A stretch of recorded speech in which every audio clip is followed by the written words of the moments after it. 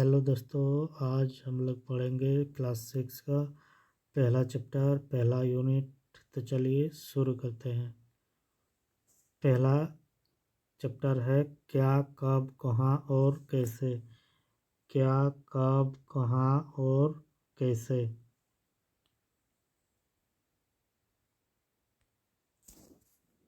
तो चलिए शुरू करते हैं। आज हम लोग मेन टॉपिक से बात करेंगे जो हमारे जानना जरूरी है। पहला है अतीत के बारे में हम क्या जान सकते हैं। पहला, अतीत। अतीत क्या होता है? अतीत जो बीता हुआ पल यानी बीता हुआ समय, उसे ही अतीत कहा जाता है, जो बीत गया है। अतीत अतीत के बारे में बहुत कुछ जाना जा सकता है। अतीत के बारे में बहुत कुछ जाना जा सकता है, जैसे लोग क्या खाते थे, कैसे कपड़े पहनते थे, किस तरह के घरों में रहते थे। हम आखेटों यानी शिकारियों, पशुपालकों, कृषकों, शासकों, व्यापारियों, पुरोहितों, शिल्पकारों, कलाकारों, संगीतकारों या फिर वैज्ञानिकों के जीवन के बारे में जानकारियां हासिल कर सकते हैं।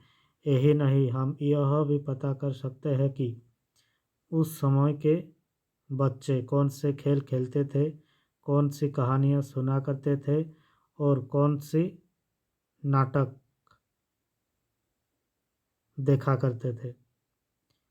जैसे अभी हम लोग कोई मूवी देखते हैं तो उस टाइम मूवी के बदले नाटक सुना करते थे, या फिर कौन कौन से गीत गाते थे।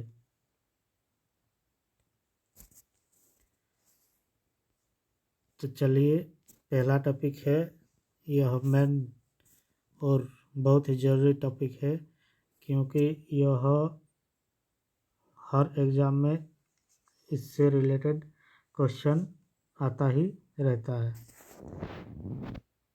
कि उस समय यानी आज से कोई लाखों साल पहले लोग क्या खाते थे, लोग क्या पहनते थे, कहाँ रहते थे, किस तरह के कपड़े पहनते थे, उन लोगों का आचार व्यवहार कैसा था। तो चलिए, लोग कहाँ रहते थे। मानचित्र एक जो नीचे दिया हुआ है। मानचित्र 1 में नर्मदा नदी का पता लगाओ। नर्मदा नदी का पता लगाओ कि नर्मदा नदी कहाँ है मानचित्र में। कोई लाख वर्ष पहले से लोग इस नदी के तट पर रह रहे हैं। लोग कहाँ पर रहते थे? सबसे प्रथम नर्मदा नदी के तट पर। कौन सा नदी के तट पर? नर्मदा नदी के तट पर। यहाँ रहने वाले आरंभिक लोगों में से कुछ कुशल संग्राहक थे। कुशल यानी अच्छा, संग्राहक का मतलब हुआ इकट्ठा करना और जुगाड़ करना, जो आसपास के जंगलों की विशाल संपदा से परिचित थे। संपदा यानी जंगल के पेड़ पौधे, प्राकृतिक संपदा यानी विशाल संपदा। अपने भोजन के लिए वे जोड़ों,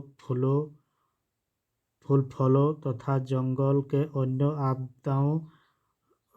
अन्य उत्पादनों का यहीं से संग्रह किया करते थे। वे जानवरों का आखेट यानी शिकार भी करते थे।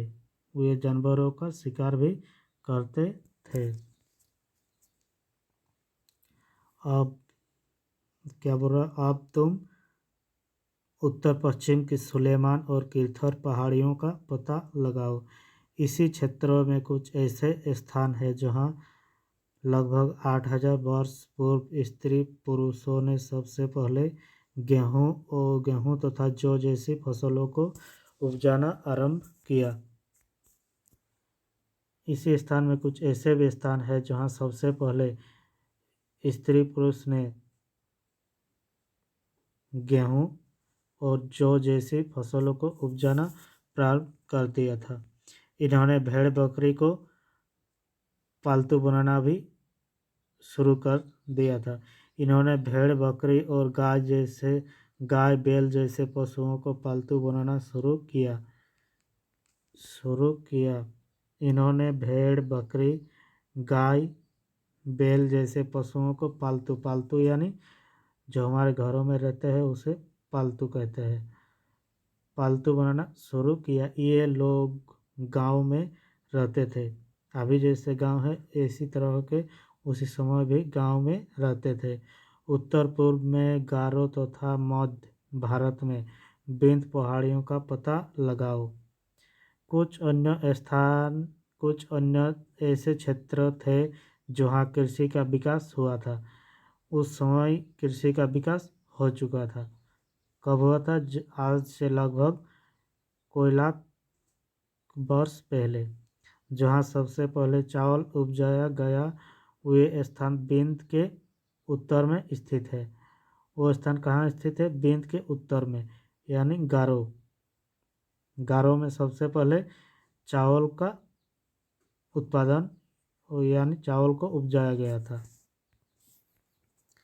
अभी चलिए देखते हैं मानचित्र में क्या क्या बताया गया है। पहले बताया गया है नर्मदा नदी जहाँ लोग पहले से रहते थे। उसके बाद किरथर पहाड़ियाँ, विंध्य पहाड़ियाँ, सुलेमान पहाड़ियाँ,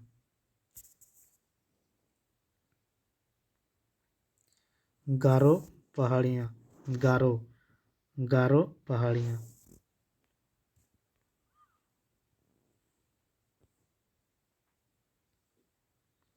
अभी देखते हैं मानचित्र पर सिंधु तथा इसकी सहायक नदी का पता लगाने का प्रयास करो। सहायक नदियाँ उन्हें कहते हैं जो एक बड़ी नदी में मिल जाती है। जो चारों तरफ से आके एक नदी में मिल जाते हैं उन्हें सहायक नदी कहा जाता है। लगभग 4700 वर्ष पूर्व इन्हीं नदियों के किनारे कुछ आरंभिक नगर फूले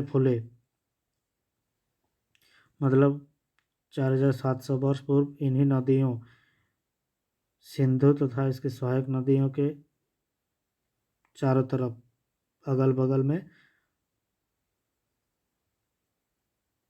कुछ आरंभिक नगर बस गए थे। गंगा व इसके सहायक नदियों के किनारे तथा समुद्र तटवर्ती इलाकों में नगरों का विकास लगभग 2500 वर्ष पूर्व हुआ। यानी गंगा व इसके सहायक नदियों के किनारे समुद्र तटवर्ती इलाकों में यानी समुद्रों के सामने नगरों का विकास लगभग 2500 वर्ष पूर्व पहले हो गया था। गंगा तथा इसके सहायक नदी सोन का पता लगाओ। गंगा के दक्षिण में इन नदियों के आसपास का क्षेत्र प्राचीन काल में मगध कहलाता था। क्या कहलाता था? मगध कहलाता था। कब कहलाता था? प्राचीन काल में। वर्तमान में कहाँ स्थित है? बिहार में स्थित है। नाम से जाना जाता था, मगध नाम से जाना जाता था।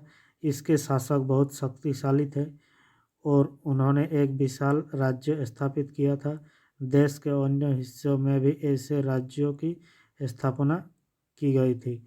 देश के अन्य राज्यों में भी ऐसे स्थापना की गई थी। लोगों ने सदैव उपमहाद्वीप के एक हिस्से से दूसरे हिस्से तक यात्रा की। कभी कभी हिमालय जैसे ऊंचे पर्वतों, पहाड़ियों, रेगिस्तान, नदियों तथा समुद्रों के कारण यात्रा जोखिम भरी होती थी। कभी कभी समुद्र, पहाड़ियों, रेगिस्तान के कारण समुद्रों के कारण यात्रा जोखिम सा होता था। फिर भी यात्रा उनके लिए असंभव नहीं थी। अतः कभी लोग काम की तलाश में तो कभी प्राकृतिक आपदाओं के कारण एक स्थान से दूसरे स्थान जाया करते थे। कभी कभी लोग क्या करते थे, एक स्थान से दूसरे स्थान कभी कोई किसी काम के तलाश में तथा प्राकृतिक आपदा यानी जैसे कोई बाढ़, सुनामी, भूकंप ऐसे कुछ आ गया तो उसके लिए भी एक जगह से दूसरी जगह जाया करते थे। कभी कभी सेनाएं दूसरे क्षेत्रों पर विजय हासिल करने के लिए भी जाती थी। कभी कभी सेनाएं भी एक जगह से दूसरे जगह विजय हासिल करने के लिए जाते थे। इसके अतिरिक्त व्यापारी कभी काफिले में तो कभी जहाज़ों में अपने साथ मूल्यवान वस्तुएं लेकर एक स्थान से दूसरे स्थान जाते रहते थे। व्यापारी भी एक स्थान से दूसरे स्थान जहाज़ों के द्वारा जाया करते थे। धार्मिक गुरु भी लोगों को शिक्षा और सलाह देते देते एक गांव से दूसरे गांव तथा एक कस्बे से दूसरे कस्बे जाया करते थे। कुछ लोग नए और रोचक स्थानों को खोजने की चाह में उत्सुकता बस भी यात्रा किया करते थे। कुछ लोग क्या करते थे, कुछ नया सीखने के लिए, कुछ नया देखने के लिए यात्रा भी करते थे। इन सभी यात्राओं से लोगों को एक दूसरे के विचारों को जानने का अवसर मिला। इन यात्राओं से क्या करते थे, लोगों का विचार कैसा था, कौन सा लोग क्या कहते थे, ये सब का अवसर प्राप्त होता था। आज लोग यात्राएं क्यों करते हैं? आज लोग यात्राएं क्यों करते हैं? एक बार फिर से मानचित्र एक को देखो। पहाड़ियाँ, पर्वत और समुद्र इस उपमहाद्वीप की प्राकृतिक सीमा का निर्माण करते हैं। क्या है, क्या बोल रहा है कि पहाड़ियों, पर्वत और समुद्र इस उपमहाद्वीप की प्राकृतिक सीमा का निर्माण करते हैं। मतलब पहाड़ हो गया, पर्वत हो गया, समुद्र हो गया, ये सब एक उपमहाद्वीप की प्राकृतिक सीमा जो अपने आप बना होता है उसका निर्माण करते हैं। हालांकि लोगों के लिए इन सीमाओं को पार करना आसान नहीं था। जिन्होंने ऐसा चाहा वे ऐसा कर सके। वे पर्वतों की ऊंचाई को छू सके तथा गहरे समुद्रों को पार कर सके। उपमहाद्वीप के बाहर से भी कुछ लोग यहाँ आए और यहीं बस गए। तो क्या हुआ, उपमहाद्वीप के बाहर से भी कुछ लोग आए और यहीं बस गए। आवागमन लोगों ने इस आवागमन से हमारी संस्कृति परंपराओं को समृद्ध किया। कोई सौ वर्षों से लोग पत्थर को तराशने, संगीत रचने और यहाँ तक कि भोजन बनाने के लिए नए तरीके के बारे में एक दूसरे के विचारों को अपनाते रहे। क्या हुआ, कोई सौ वर्ष से लोग पत्थर को तराशने लगे, संगीत रचने लगे, यहाँ तक कि भोजन बनाने के लिए लोगों से बातचीत करने लगे कि कैसा कैसा होता है, क्या क्या करना चाहिए, वो सब अपनाते रहे। उपमहाद्वीप किसे कहते हैं, चलिए थोड़ा जान लेते हैं। मानचित्र एक दक्षिण एशिया, आधुनिक भारत, पाकिस्तान, बांग्लादेश, नेपाल, भूटान और श्रीलंका और अफगानिस्तान, ईरान, चीन तथा म्यांमार आदि पड़ोसी देशों को दर्शाया जाता है। दक्षिण एशिया एक महाद्वीप से छोटा है, लेकिन विशालता तथा बाकी एशिया से समुद्र, पहाड़ियों तथा पर्वतों से बटे होने के कारण इसे प्राय उपमहाद्वीप कहा जाता है। बटे होने के कारण प्राय इसे क्या कहा जाता है, उपमहाद्वीप कहा जाता है। द्वीप यानी जो समुद्रों के बीचों बीच कुछ टापू जैसे रहते हैं उसे द्वीप कहा जाता है। और ही अगर बड़ा हो जाएगा तो उसे ही महाद्वीप कहा जाता है। देश के नाम। देश यानी हमारे देश जैसे भारत, तो हमारे देश भारत, भारत को इंडिया भी कहा जाता है। तो इंडिया क्यों पड़ा, किसने दिया था इंडिया का नाम, तो चलिए जानते हैं। देश का नाम, अपने देश के लिए हम प्राय इंडिया तथा भारत जैसे नामों का प्रयोग करते हैं। इंडिया शब्द इंडस से निकला है, जिसे संस्कृत में क्या कहा जाता है, सिंधु, सिंधु कहा जाता है। अपने एटलस में ईरान और यूनान का पता लगाओ। लगभग 2500 वर्ष पूर्व उत्तर पश्चिम की ओर से आने वाली ईरानियों और यूनानियों ने सिंधु को हिंदोस अथवा इंदोस और इसी नदी के पूर्व में स्थित को इंडिया कहा।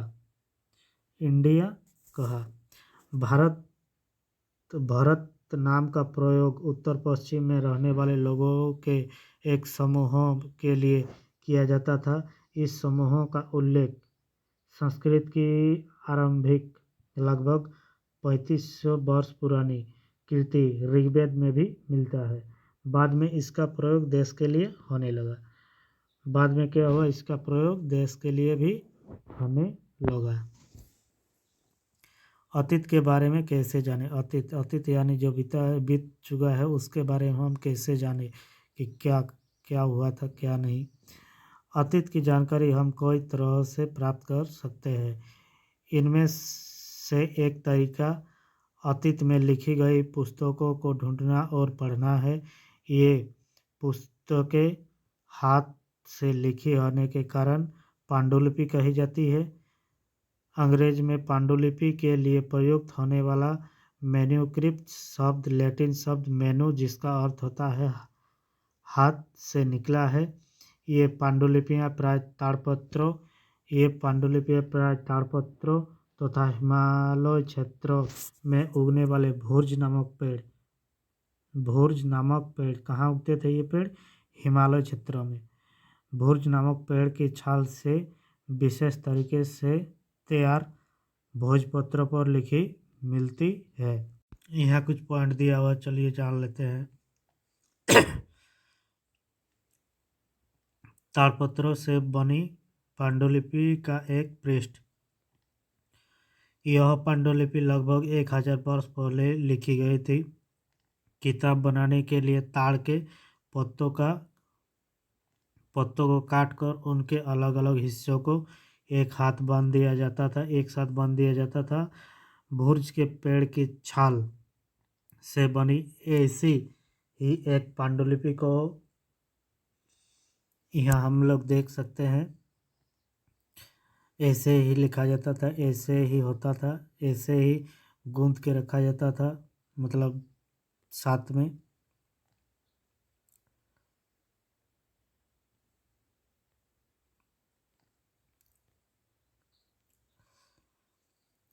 चलिए, इतने वर्षों में इनमें से कोई पांडुलिपियों को कीड़ों ने खाएगा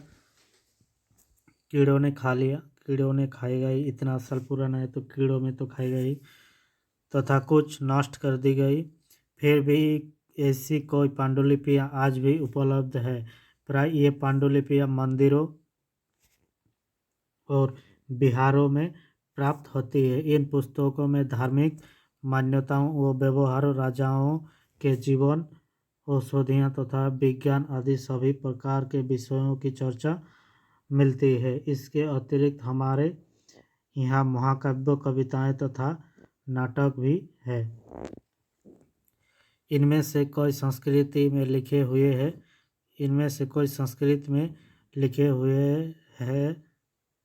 हुए मिलते हैं, जबकि अन्य प्राकृतिक और तमिल में है। इनमें से कोई संस्कृत में लिखे हुए मिलते हैं, तो कोई प्राकृतिक में लिखे हुए मिलते हैं, तो कोई तमिल में लिखा हुआ मिलता है। प्राकृतिक भाषा का प्रयोग आम लोग करते हैं। प्राकृतिक भाषा का प्रयोग आम लोग करते हैं जो बोलचाल की भाषा होती है, आम भाषा होती है। आम अभिलेख का भी अध्ययन कर सकते हैं। ऐसे लेख पत्थर अथवा धातु जैसी अपेक्षाकृत कठोर सतहों पर उत्कीर्ण किए गए मिलते हैं।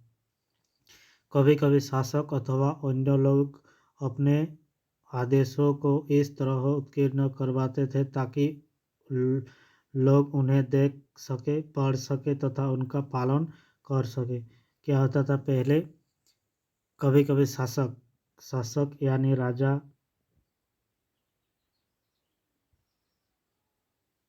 या विशेष व्यक्ति क्या करते थे, वो अन्य लोगों से अपने आदेशों को इस तरह लिखवाते थे कि ताकि वे लोग उन्हें देख सके बाद में तथा पढ़ सके तथा उनका पालन कर सके। कुछ अन्य प्रकार के अभिलेख भी मिलते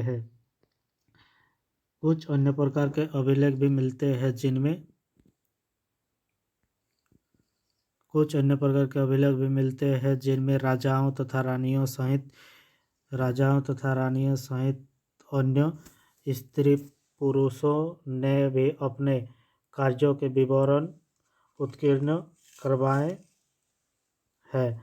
उदाहरण के लिए प्राय शासक लड़ाइयों में अर्जित विजयों का लेखा जोखा रखा करते थे। क्या होता था पहले,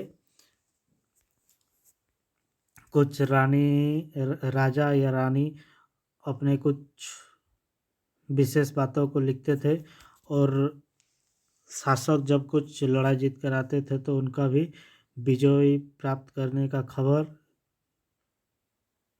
उसका लेखा जोखा रखा करते थे। क्या बता रहा है कि क्या तुम बता सकती हो कि कठोर सतह पर लेख लिखवाने ने क्या लाभ थे? ऐसा करवाने में क्या क्या कठिनाई आती थी? इसके अतिरिक्त अन्य कोई वस्तुएं अतीत से बनी और प्रयोग में लाई जाती थी। ऐसी वस्तुओं का अध्ययन करने वाला व्यक्ति पुरातत्वविद कहलाता है।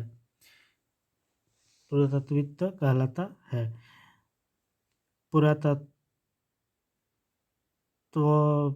पत्थर और ईंट से बनी इमारतों के अवशेषों, चित्रों तथा मूर्तियों का अध्ययन करते हैं। वे औजारों, हथियारों, बर्तनों, आभूषणों तथा सिक्कों की प्राप्ति के लिए छानबीन तथा खुदाई भी करते हैं। इनमें से कुछ वस्तुएं पत्थर, पक्की मिट्टी तथा कुछ धातु की बनी हो सकती है। ऐसे तत्व कठोर तथा जल्दी नष्ट न होने वाले होते हैं। कुछ क्या होते हैं कि कुछ मिट्टी जो चित्र में दिखाया गया है, जैसे कुछ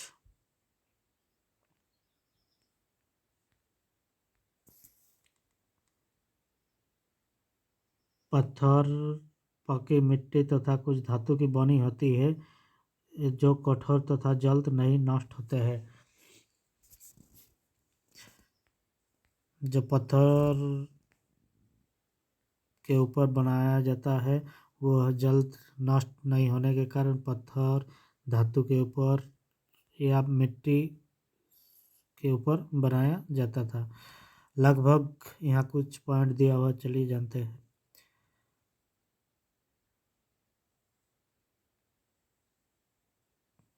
लगभग 2250 वर्ष पुराना यह अभिलेख वर्तमान अफगानिस्तान के कंधार से प्राप्त हुआ है। यह अभिलेख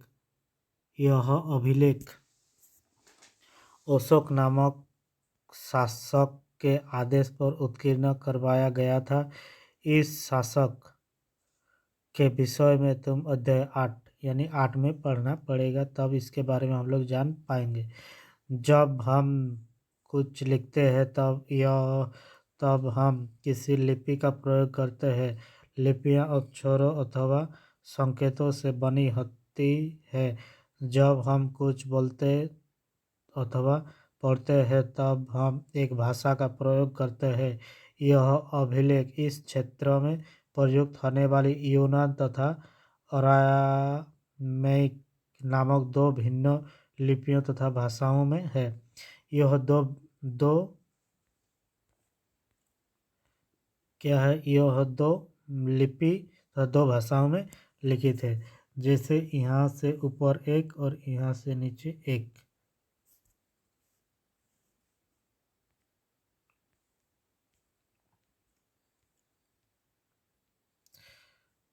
यहाँ भी कुछ दिया हुआ है। बाएं एक प्राचीन नगर से प्राप्त पात्र, ये है पत्र।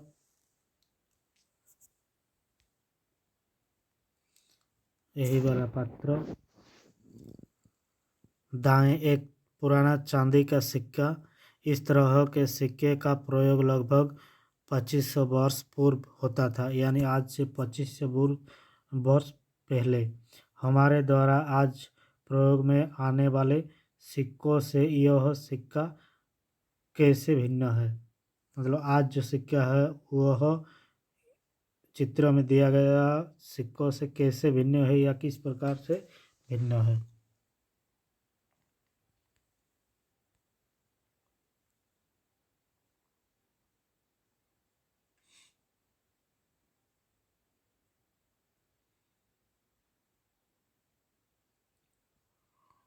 पुरातात्विक जानवरों, चिड़ियों तथा मछलियों की हड्डियां भी ढूंढते थे। इससे उन्हें यह जानने में मदद भी मिलती है कि अतीत में लोग क्या खाते थे।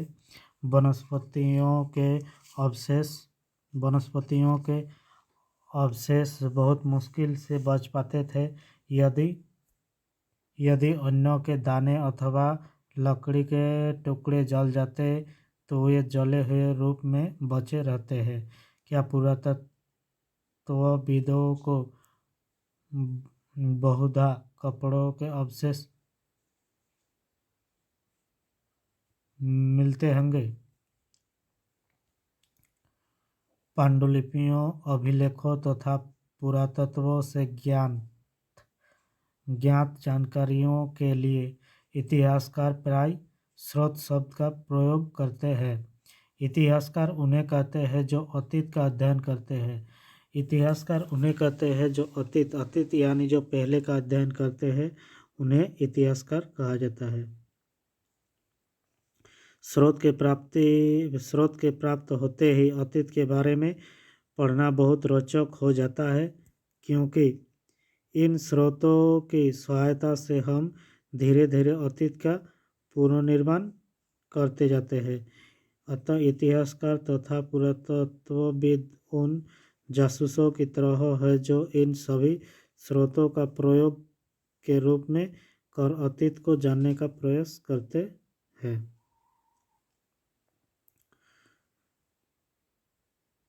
चलिए, अतीत एक या अनेक। अतीत एक या अनेक। क्या तुम इस पुस्तक के शीर्षक हमारे अतीत पर ध्यान दिया है। यहाँ अतीत शब्द का प्रयोग बहुवचन के रूप में किया गया है। ऐसा इस तत्व की ओर ध्यान दिलाने के लिए किया गया है कि अलग अलग समूहों के लोगों के लिए इस अतीत के अलग अलग मायने थे। उदाहरण के लिए पशुपालकों अथवा कृषकों का जीवन राजाओं तथा रानियों के जीवन से तथा व्यापारियों का जीवन शिल्पकारों के जीवन से बहुत भिन्न था। जैसा कि हम आज भी देखते हैं, उस समय भी देश के अलग अलग हिस्सों में लोग अलग अलग व्यवहारों और रीति रिवाजों का पालन करते थे। उदाहरण के लिए आज अंडमान द्वीप के अधिकांश लोग अपना भोजन मछलियाँ पकड़कर, शिकार करके तथा फल फूल के संग्रह द्वारा प्राप्त करते हैं। इसके विपरीत शहरों में रहने वाले लोग खाद्य आपूर्ति के लिए अन्य व्यक्तियों पर निर्भर करते हैं। इस तरह के भेद अतीत में भी विद्यमान है। इसके अतिरिक्त एक अन्य तरह का भेद है उस समय शासक अपनी विजयों का लेखा जोखा रखते थे। यही कारण है कि हम उन शासकों तथा उनके द्वारा लड़ी जाने वाली लड़ाइयों के बारे में काफ़ी कुछ जानते हैं। पहले क्या होता था, जो शासक या राजा जो युद्ध करते थे वह अपने अपने उस समय तो कॉपी किताब तो नहीं होते थे, तो वह अभिलेखों यानी जो चट्टानों में लिखा करते थे उन सब में लिख कर रखते थे। जबकि शिकारी, मछुआरे, संग्राहक, कृषक अथवा पशुपालक जैसे आम आदमी प्राय अपने कार्यों का लेखा जोखा नहीं रखते थे। पुरातत्व की सहायता से हमें अनेक जीवन को जानने की मदद मिलती है, हालांकि अभी भी इनके बारे में बहुत कुछ जानना शेष है। तिथियों का मतलब, तिथियां यानी समय, तारीख, डेट। चलिए, तिथियों का मतलब क्या है। अगर कोई तुमसे मतलब हमसे या तुमसे तिथि के विषय में पूछे तो तुम शायद उस दिन की तारीख, माह, वर्ष जैसे कि 2000 या इसी तरह का कोई और वर्ष बताओगे। वर्ष की यह गणना ईसाई धर्म प्रवर्तक ईसाई धर्म के प्रवर्तक कौन थे? ईसा मसीह के जन्म की तिथि से की जाती है। यानी ईसा मसीह जब उसका जन्म हुआ तब उसी के हिसाब से अभी के जो डेट है वह किया जाता है। ईसा मसीह के जन्म की तिथि से की जाती है। अतः वर्ष 2000 वर्ष कहने का तात्पर्य ईसा मसीह के जन्म के 2000 वर्ष के बाद, यानी ईसा मसीह जब जन्मे उनके 2000 वर्ष के बाद से है। ईसा मसीह के जन्म के पूर्व यानी पहले की सभी तिथियां ईसा पूर्व, जो हम लोग आगे पढ़ेंगे, ईसवी, ईसा पूर्व, ये सब क्या होता है, ईसा मसीह के जन्म से जो पहले का डेट है वह ईसवी, ईसा पूर्व या ईसा से पहले, ये सब में लिखा जाता है। और अभी क्या होता है, अभी पूरा डेट लिखा जाता है। ईसा मसीह के पूर्व और ईसा मसीह के बाद पश्चात, ईसा मसीह के जन्म के पूर्व की सभी तिथियां ईसा पूर्व, ईसवी पूर्व, ईसा से पहले के रूप में जानी जाती है। इस पुस्तक में हम 2000 को अपना आरंभिक बिंदु मानते हुए वर्तमान से पूर्व की तिथियों का उल्लेख करेंगे। चलिए, यहाँ कुछ तिथियां दिया हुआ है, इतिहास और तिथियां। अंग्रेजी में BC यानी हिंदी में ईसा पूर्व का तात्पर्य बिफोर क्राइस्ट, ईसा पूर्व यानी ईसा मसीह के जन्म से पहले होता है। कभी कभी तुम तिथियों में पहले ईडी हिंदी में ईसवी लिखा पाती हो। यह इनो डोमिनी नामक दो लैटिन शब्दों से बना है तथा इसका तात्पर्य ईसा मसीह के जन्म के वर्ष से है। ईसा मसीह जन्म के वर्ष से है, यानी ईसा मसीह जब उनका जन्म हुआ तब से है। ईसवी एडी, कभी कभी ईडी की जगह सीई तथा बीसी की जगह बीसीई का प्रयोग होता है। सीई अक्षरों का प्रयोग कॉमन्स एरा तथा बीसीई का बिफोर कॉमन्स एरा के लिए होता है। हम इन शब्दों का प्रयोग इसीलिए करते हैं क्योंकि विश्व के अधिकांश देशों में अब इस कैलेंडर का प्रयोग सामान्य हो गया है। भारत में तिथियों के रूप में तिथियों के इस रूप का प्रयोग लगभग 200 वर्ष पूर्व आरंभ हुआ था। कभी कभी अंग्रेजी के बीपी अक्षरों का प्रयोग होता है जिसका तात्पर्य बिफोर प्रेजेंट वर्तमान से पहले है।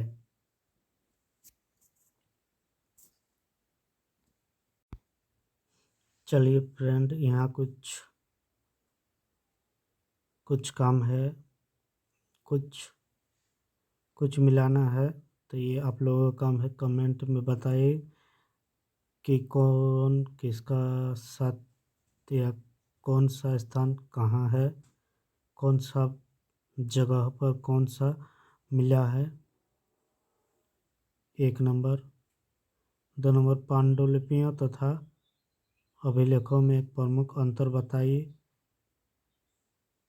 और यहाँ कुछ महत्वपूर्ण बिंदुएं जान लेते हैं। कुछ महत्वपूर्ण तिथियां या महत्वपूर्ण बिंदु।